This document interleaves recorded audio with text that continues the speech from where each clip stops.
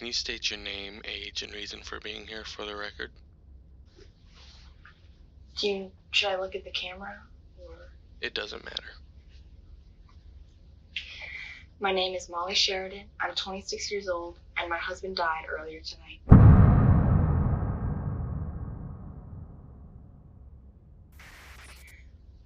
We were young. I mean, we still are young. Well, but we were young when we met. It was sophomore year. He was so scrawny, so adorable. I remember watching him on the field with the other boys struggling to keep up. You know, the other girls, they wouldn't touch him, but I took a liking to the little fella. Are you sure I can't have a cigarette? No. Shame. Well, anyways, where was I? Oh, yeah.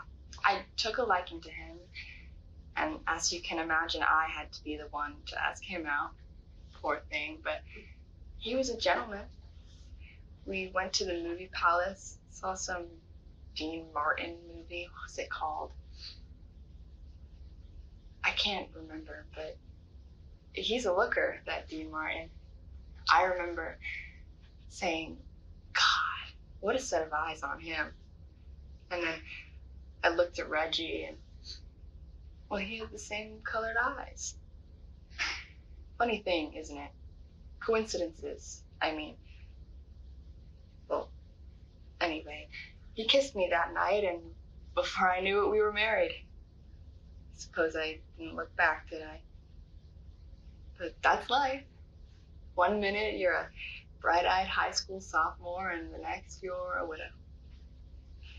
It's funny how that happens, I suppose. Well, we had our first kid in '56. Billy, we named him. He was a happy child. Didn't cry once. Well, maybe once. A few times even, but Reggie toughened him up young.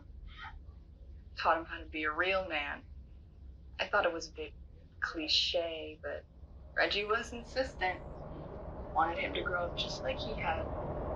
Reggie's father was strict. He fought in the war. The first war, mind you.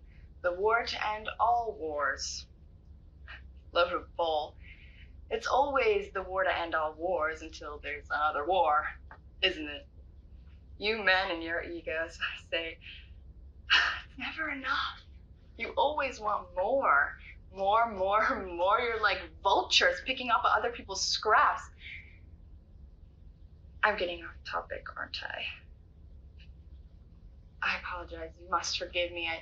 I'm still a bit shaken, I suppose. How did he die?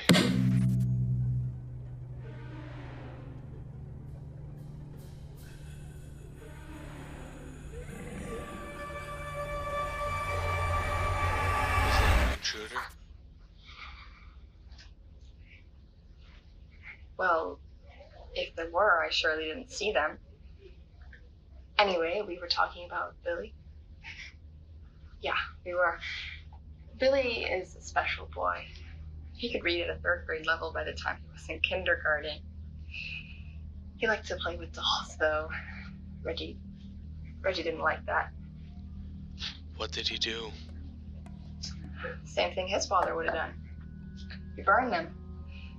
And then he put a cigarette out on Billy just to make sure he got the message. I hardly thought that was warranted, but I'm afraid there wasn't much I could do. How is Billy? Has anyone checked up on him? He's with the grandmother, still a little shaken, bruises on his wrists. Anything you can tell us about that? I'm not sure that I could. I mean, he's a young boy. He practically has a new mark on him every day. Was your husband a violent man? All men are violent, to some degree. Did he ever lay a hand on you? Surely.